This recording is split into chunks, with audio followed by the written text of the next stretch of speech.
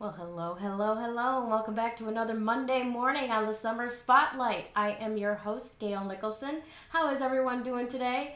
I want to acknowledge and account for the fact that your screen may not be showing the way that you're used to seeing the show. And I don't know exactly what happened with my Restream software that I use to put things out there. My guess is that they did an update overnight and it threw all of my alignments off. So please don't let that get in the way of you enjoying this wonderful conversation with my guest today, Miss Sandra Blackie. She is a certified personal trainer and nutritionist, and she is with freedomoffitness.com. Thank you so much for joining me this morning, Sandra. How are you? I'm very, very well. Post 4th of July and into a busy week. Yes, yes. Did you have a good holiday? For those of you around the world, in America yesterday, or 2 days ago actually, it was Independence Day, and most of our fireworks were canceled around the country, but boy, we sure partied anyway, didn't we? How was your weekend? I walked around La Jolla because it Oh, was just such a beautiful day, and I took photos of all the United States flags and the USA decorations, and it was just something I wanted to do to celebrate since we're social distancing and we're not supposed to be in large groups. And then I went to the Cheesecake Factory for a nice salmon salad with a girlfriend of mine. nice. I Yeah, love that it. was it. That's awesome. Absolutely awesome. Bill and I, we went over to a friend of ours' houses, and we played, with them and their kids, and the kids were in the pool, social distancing, and had a really nice little picnic barbecue with them there. And then we came home early. And since our local fireworks were canceled, we weren't sure if we were really going to get any much of a show.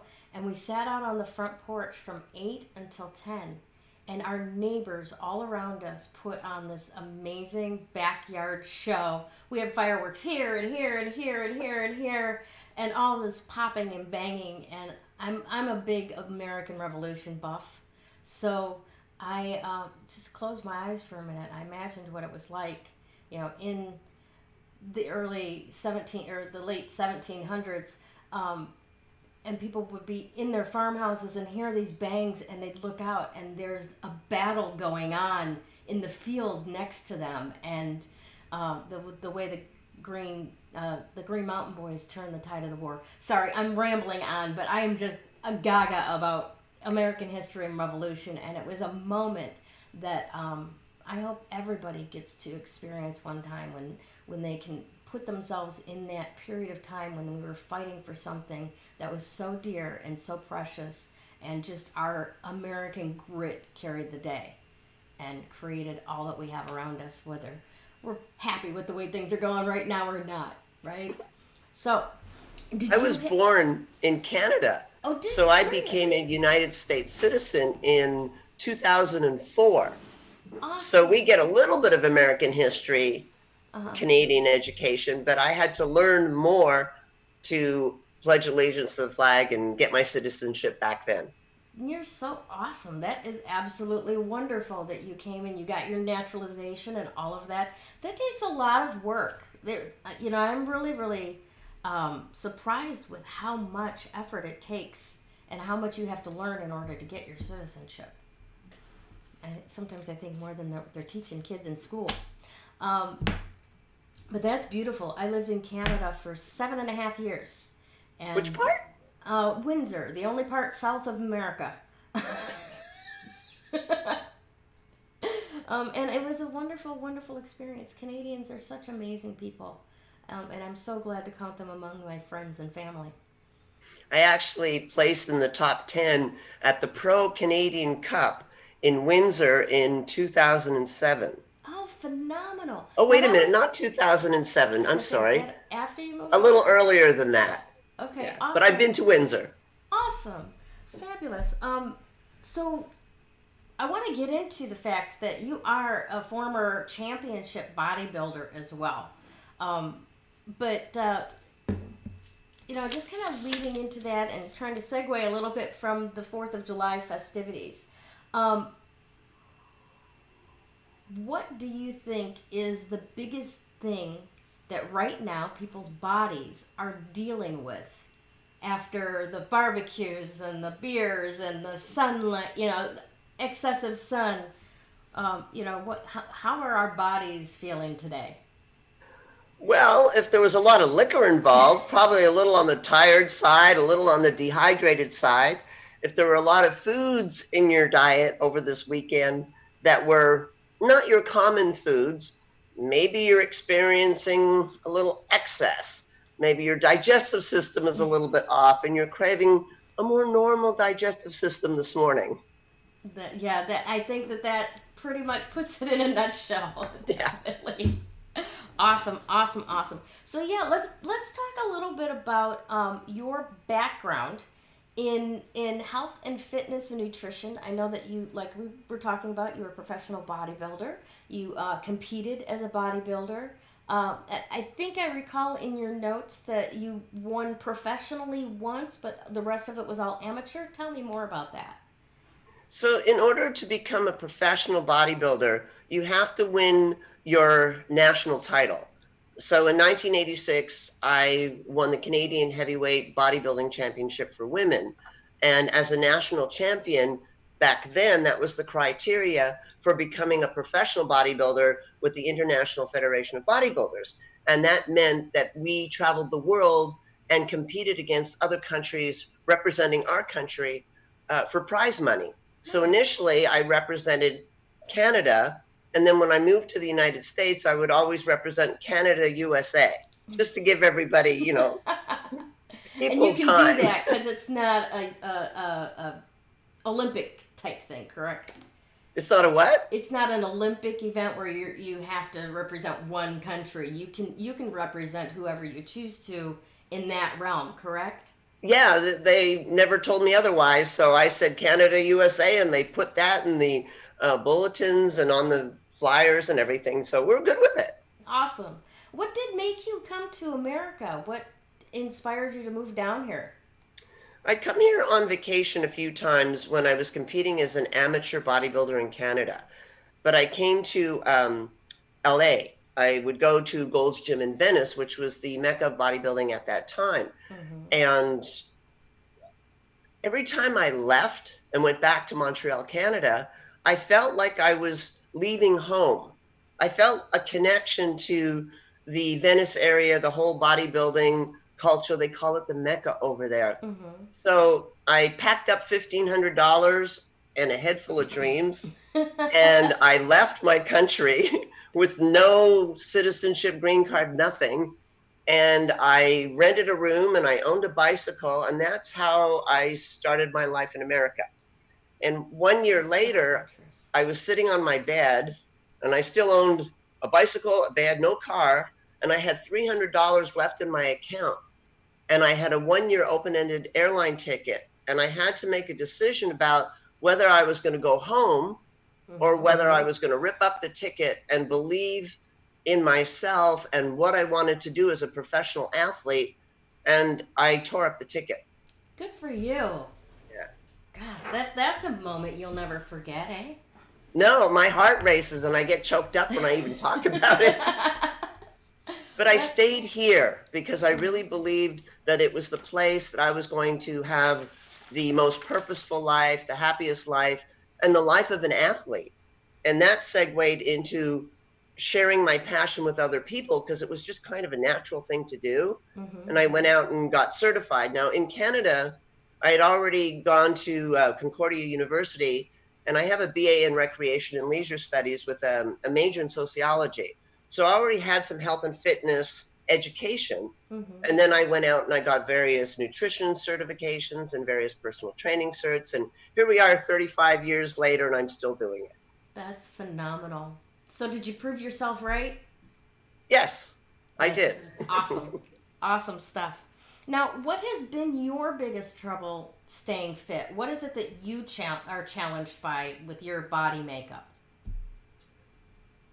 It's changed. The challenges have changed over the years. So in the very beginning, before I even knew what bodybuilding was, I was kind of chubby. Mm-hmm. My parents always put me into sports, and I had a lot of great support from my family there.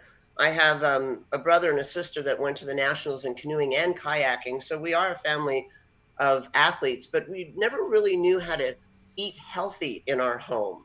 You know, mom did the best she could with what she knew. And so I was a chubby, active person. And I would get teased in school for being chubby. And it would make me cry. Then I would get teased for being a crybaby because, you know, as muscular as I used to be, I was still kind of a sensitive soul deep down inside. Yeah. So I got motivated to go back to school to learn nutrition because my biggest struggle in the beginning was I didn't know how to eat. So I would do these crazy diets to get my weight down for these competitions. And back then, the coaching and the knowledge of nutrition was just lacking. So I would die with a T, basically do something too extreme. And then after the show, I would just binge and gain all this weight back. Came a cycle with me, and it felt very insane for me. My relationship with food was not okay. So I went to a nutritional therapist, and he was also a Mr. California bodybuilding champion. Oh, that's And he had helpful. a degree from the Duke University Diet Dispensary. He was a master in dietetics. And Dr. Philip Golia was his name, and he changed my world of nutrition. He taught me that I didn't have to do feast or famine, that I could live in the middle and get all the results I needed for my health and for the competitive stage. And I give him so much credit because a lot of what he has taught me is what I teach today. That's awesome. That is very awesome. It really does make, I mean, it sounds like the understatement of the universe, but nutrition is the key. You know, Absolutely. all the way across the board. It helps us be happier, healthier, more able to fulfill on our purpose and why we're even alive. You know, and if we're just putting stuff into our bodies to fill the hunger pangs that have no nutritional value to them, you know, it's no wonder half of America is running on fumes. You know, I think one of the struggles that people have that I can really relate to is this whole concept of I'm carrying extra weight, therefore I need to do a diet, and they pick something that's not sustainable. So I know what it's like to do a wide variety of non-sustainable ways of eating in my past experience. I know what it's like to feel physical hunger to the point where it affects your brain function. It Right. affects your exercise. It affects your performance in life. And one of the biggest things, and this is the reason for my tagline, which is it's a lifestyle, not a life sentence. I love I that. teach people how to live in a healthy body using sustainable eating and exercise methods. That's beautiful. I do love that so much. It's a lifestyle, not a life sentence.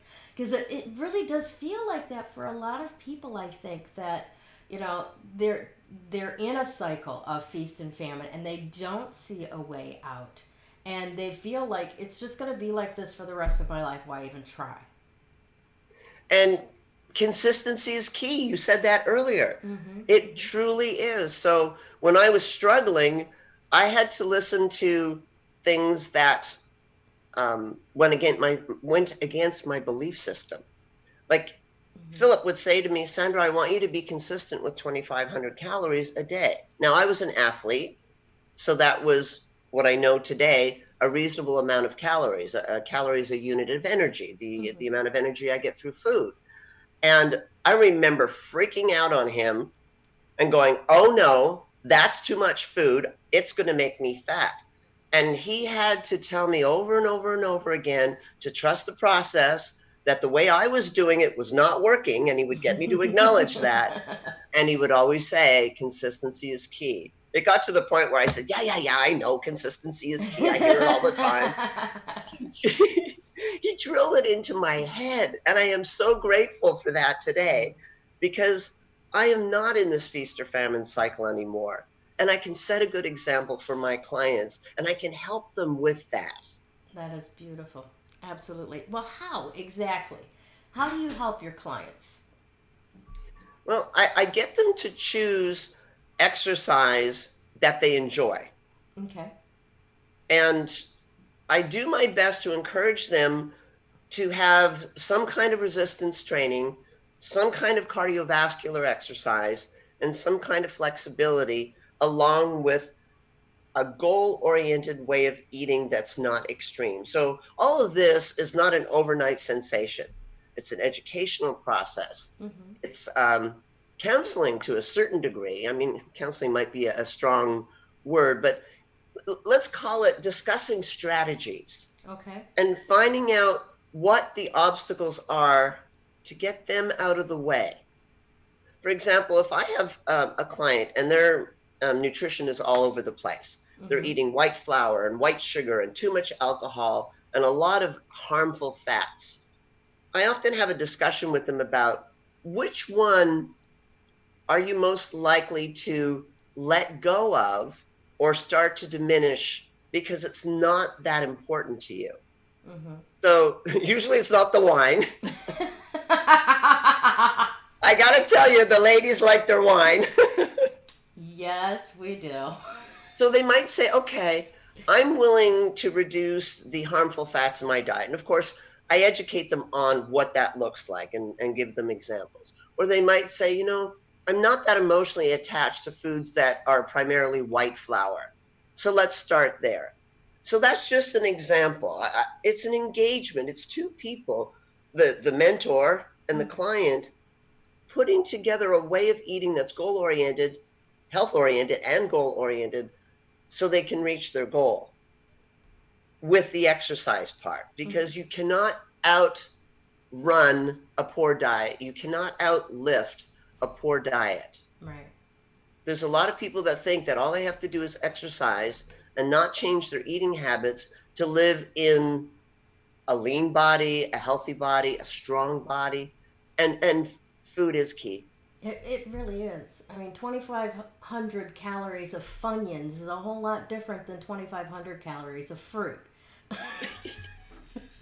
And I encourage people to eat from all the food groups. I'm not that keto person or that paleo person. You know, there's a time and place for some of these things, but the average person that just wants to live in a lean, healthy body is going to eat from pretty much all the food groups. Mm-hmm. They're going to eat protein, carbohydrates, and fat. I'm going to teach them that carbohydrates are not the devil. It doesn't mean bagels.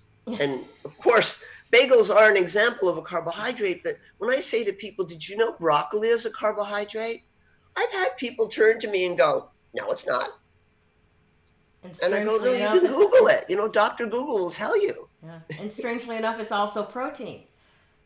Yeah, but to such a tiny amount. Yeah, but The it's best proteins will come yeah. from the animal food group. Yes. Like the salmon and the shrimp and the chicken breast and things like that. Now, it doesn't mean that there's no protein in broccoli, but it's small. And without getting too complicated, complete protein has to have all 8 essential amino acids in it. So a lot of the vegetarian proteins are missing something, but you just Mm. combine it with the foods that contain it and it balances out. Again, that's an educational process. Right, right. Speaking of that educational process, you've been doing this for 35 years. Mm-hmm. How do you keep going? I mean, I get tired of telling my kids 3 times to do something. Um, each person is different. Okay. Everybody comes with a whole set of variables that's unique to me. So, yeah, there's a few things that I repeat a lot, and probably one of them is carbohydrates do not make you fat. I get that a lot, and so I do repeat that, and sometimes the little inside voice is rolling her eyeballs and going, why is that so difficult for people to truly believe? And I'm going to just suggest that the media is a very powerful tool. It So is. pay attention to what you listen to. Yes, absolutely correct. Right there. Oh my goodness.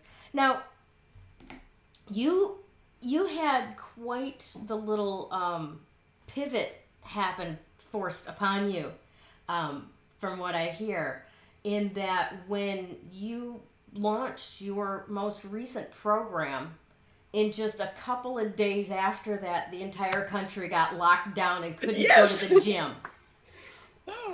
You poor thing. You know, You what am I must going to have do been. about it? I mean, I just couldn't. I could not believe that. I spent thousands of dollars putting together this beautiful exercise library. I spent a, a lot of time, you know, a lot of it is from my 35 years of experience, putting together a great nutritional online guideline for the women. And of course, it's different for the men because they get to eat more because they're bigger people, they have more muscle. Mm-hmm.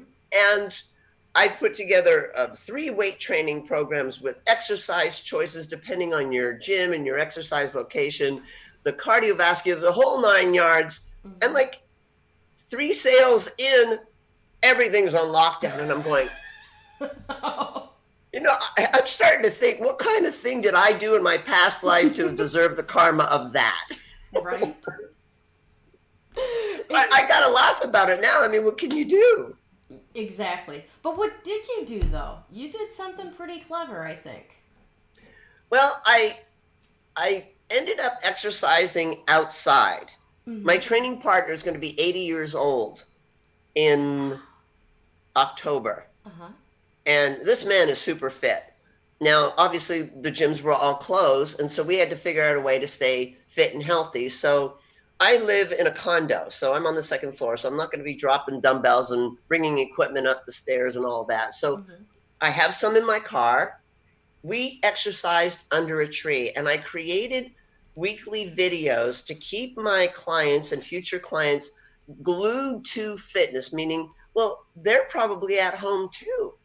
They Mm-hmm. can probably order some rubber bands on Amazon, was really backlogged, by the way, but some fitness website to get the tools. And even if they were lacking in tools, I tried to do videos that most people could have done with restricted equipment. So I kept people engaged. Nice. And I did have a few people talk to me about, oh, you know, I'm starting to gain that quarantine 15, and what would you suggest? Well, they could do the nutrition part of my Body by Blackie program. Mm-hmm. So I Nice. would promote the nutrition part, and I would promote these videos that most people could do from home outside. And, you know, I answered questions, designed programs. Mm-hmm. See, You know, I did some training via Skype. excellent. Excellent Yeah. stuff.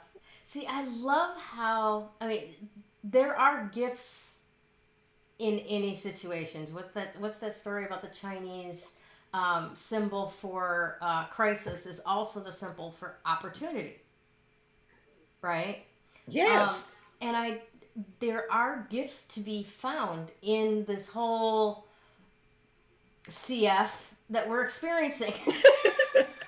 Okay? But one of those is that business people are getting very clever and very creative, and they're not letting, this is the American spirit at work. They are not letting this restriction stop them. You're modifying, doing what you can do, and I'm sure as a personal certified personal trainer, you know how to modify and do what's possible with what you have to offer. And I just want to acknowledge you for that, because that's the difference between businesses that are going to make it through this and businesses that won't. I even signed up online. I had met this gentleman. He did a brief stage presentation at Marshall Gillen's event, and he was a personal trainer that talked about a program that he had developed to help personal trainers make the transition to being more online. Mm-hmm. Now, this was a long time ago, and I didn't even sign up at the time, but at the beginning of the pandemic, I did. So I'm learning a little bit at a time how to do the online stuff better. Mm-hmm. Yeah. I'm learning to market it online better, and it's a process, just like learning how to change your body and learning how to change your health. Right. I'm not somebody that dives in and tries to overwhelm myself with too much, because the end result is usually the overwhelm part. And Wow, I'm in the I needed process to of hear that today. I And I'm recertifying. So I just got my CPR recertified. I'm in the process of doing my nutrition certification, recertification this week. And then the final one before August 30th we have to recertify our personal training certs every 2 years.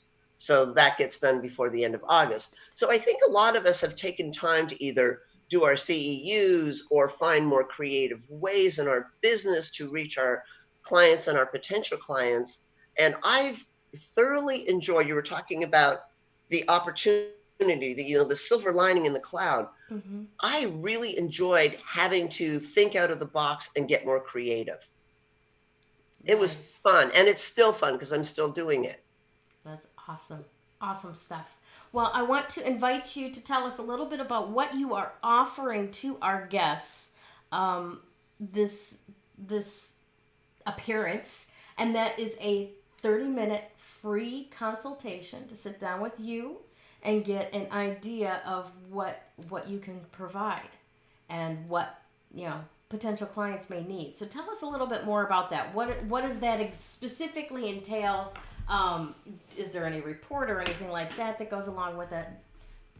So it's kind of informal. It's more of a relationship building opportunity for both of us. So the end goal is to see if we are a match, meaning is this the client that I feel I can work with and have the best positive end results, and vice versa. Mm-hmm. So as a personal trainer, it's called personal training for a reason.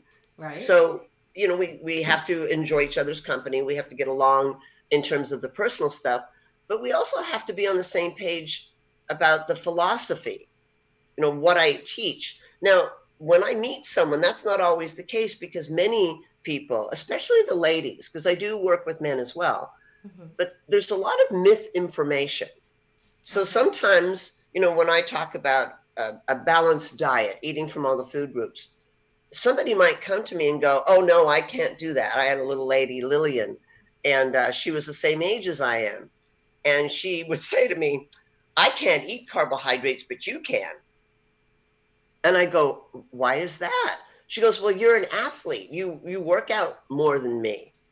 And I said, well, tell me how many hours a week you're lifting weights. And it was 3 hours at that time. Mm-hmm. And she was doing about 150 minutes of steady pace cardio. And I said to her, Lillian, you are doing more physical activity in a 7-day period currently than I am. Mm. So you're more of the athlete right now. Nice. So think about that. I don't want you to answer right now, but I want you to go home and think about that. And it was one of the things that brought her around. She just had to see it differently. Yeah. Yeah. So I love working with people. And in that half hour, I think I show that.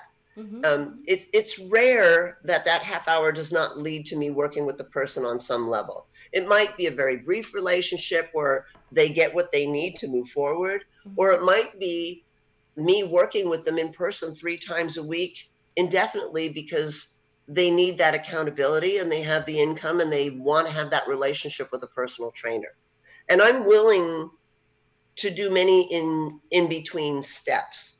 So that half hour, we're getting to know each other. We're getting to understand what the process will be like. So at the end, I'm usually saying, when we choose to work together, this is the general path that I would take you on. Okay. Now, in a half hour, I don't have time to detail it out, but it's enough to get them to think, yes, I want to do this. Nice. And usually that's the time where they're making a financial commitment and moving forward. Now, not everybody makes a financial commitment right away, especially right now, because there's a lot of people that are on unemployment. Right. So I make suggestions where it'll help them. So I've got one young man coming back. He's going to bring his roommate. They're going to split the fee. It's cheaper. It makes it possible for the 2 of them. And Awesome. I'm willing to do that with 2 more people so that it's a group of 4 and then it's even more affordable. Or if we do it outside and let's say you're here in San Diego and I go, do you have a group of girlfriends? And you go, yeah, there's about 6 of us. And we like to exercise outside. So I would bring all of my equipment and set it up outside and there we go. Nice. I like to do it all different depending on what the client likes to do. Right, right. Because Well, that's the that's, bottom line, right? The yeah, client has to be consistent enough to do it to get the goal. exactly. Exactly. I, I just want to amplify that with you because um, exercise has become a dirty word, right? It kind of has. And people, like you said, like Lillian, you have to think about it slightly differently. Go for a walk, dance with your dog, you know, lock the doors, shutter the windows, turn on the radio really freaking loud, and dance around your living room for half an hour. It does not have to be, oh my god, I don't have the right headband. I can't go to the gym today. Come Right. on. I had one lady that was willing to change certain things about the way she was eating. And every time I brought up the word exercise, I mean, I could tell by her body language that she was just not having it. So I made suggestions and it was nope, nope, nope, nope. And then finally I said, what pleasure, what movement gives you the most pleasure historically in your lifetime? You can go back in your memory.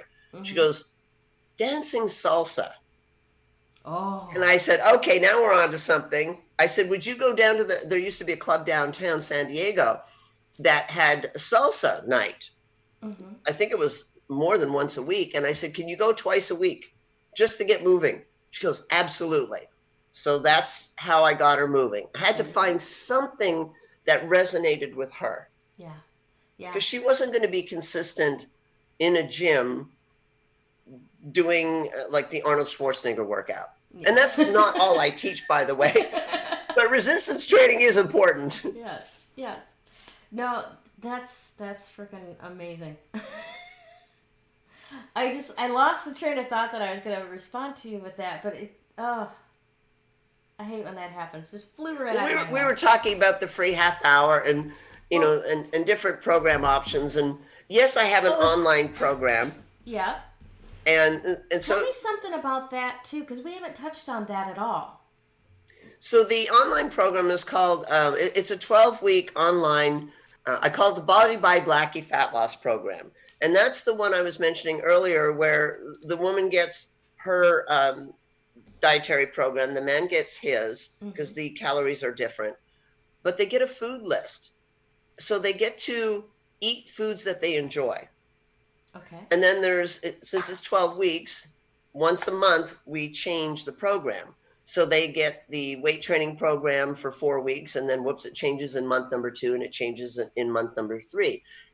And that's the same thing for the cardio because if somebody does something too much the same, Mm-hmm. it's one of the 3 reasons why people don't get their fitness goal, and it's called adaptation. So if any of the listeners are doing the same exercise over and over and over again with no change in variables and intensity, doing the same behavior, expecting different result, we all know what that definition is. Right. Right? Absolutely insane. Yes. So one of the reasons why it's incorporated into this 12-week program that they change every 4 weeks is because adaptation takes place around the end of that 4th week. I want my clients engaged. I want them moving forward. I don't want them to get bored. And I put a lot of effort into it. So when they go on www.bodybyblackie.com, they're going to see specifically what that looks like. And it is very affordable. Awesome. When I do in-person stuff, they have the option of buying that nutrition program, but they also have the option of doing a more personalized nutrition program in person with me or Facebook Messenger or Skype. You know, everybody's got a different need or preference. Mm-hmm. So some will take the online program and run with it. Others will take that program and have some questions, which I answer gladly. Mm-hmm. And others are more particular and they want one-on-one that's specific to them. Maybe they have a health issue that's unique, Yeah. that's not addressed in the online. Not everybody's goal is to lose weight either. I That should is say true. lose fat. That is true. I actually, back in my early days of recovering from adverse childhood experiences, one of my side effects of that was that I would starve myself whenever I thought that I had done something wrong. And it didn't have to be rational. It didn't have to be real. I just thought I had done something wrong, so I lost my appetite. And in the steps to recover from that and going through counseling and all that kind of stuff, I had to start going to a gym. I was 88 pounds. Oh my! My nutritionist set me up with pasta, macaroni salad, bread, all kinds of stuff to try and I was lifting weights to get my weight up. So you're absolutely right, and I'm glad that you touched on that not everybody exercises because they're trying to lose fat. Sometimes they're trying to gain muscle. And if I'm working with a man or a woman that's gaining muscle, the food choices don't have to be different. I still teach them to eat foods with one ingredient. So that would be a potato has one ingredient. Potato. An apple has one ingredient. Apple. Now, some of the foods might be more calorically dense, like there might be more avocado on the weight gain program and a little less avocado for somebody who's trying to lose weight, but their calories are going to be lower anyway. And I heard you mention all of these processed and refined carbohydrates. Well, back in the day, they used to teach that. Well, today they no longer teach that. Time ago. Yeah. They teach people today who want to gain muscle to nourish their cells. So obviously protein builds and repairs muscle tissue, and we need protein, but it doesn't mean we don't need the other macronutrients. So the carbohydrates provide the primary energy source, and fat is also an energy source. We also need fat to absorb certain vitamins. So I'm not a fan of a lot of the fad diets that make certain food groups wrong. But whether you're losing weight or gaining weight, the trend today is to eat real food. The processed and refined food today is seen as maybe a little on the yummy side for some. I mean, I like chocolate peanut butter cups from Trader Joe's, and that's very processed and refined. But the key is, at least in my belief system, that I'm not doing that every day. Yeah. That 80-85% of the time, I'm putting real food into my body from Mother Nature. And you know, for the person who wants to gain weight, they're eating more calorically dense Mother Nature foods and a higher amount of calories. And they're absolutely doing intense weight training to reach that goal. Yeah. Awesome. It has been such a delight talking to you today, Sandra. Thank you so much for coming on to the show and sharing your expertise with us. Do you have any final comments for our listeners today? Well, I want to encourage the viewers to go to another website called www.freedomoffitness.com, because I have more blog. That's where my blog is, actually. And there's a lot of free information there. I want to encourage them to take me up on the free half hour, whether it's in person or whether they reach me through Facebook or through email through my website. You know, and I'm encouraging it, you know, I'm inviting the people who really want to make a change. Yeah. And after this quarantine, I mean, you know, we're on various levels of lockdown in this country. I do know that, you know, based on the feedback I'm getting, that people have gained a little bit of weight because they've been less active. And, you know, that doesn't have to be the way it is. You know, you can still move. The gyms have opened, but even if you don't like to go to the gym, I mean, not everybody's ready to go back into an environment like that. And I get it. But we have to move. We have to eat from Mother Nature. This is the only place you have to live. You know, it's your temple. Mm-hmm. So where do you go if you're not taking care of your temple? Yeah. Good point. Good point. Well, thank you again for being here today, Sandra, and take care. Have a wonderful week. Everybody out there on Facebook, you guys hold it together, and we'll see you again real soon. Bye. Thanks, bye. When you open yourself up to actual energy work, makes that recovery progress so much faster. That recovery is possible.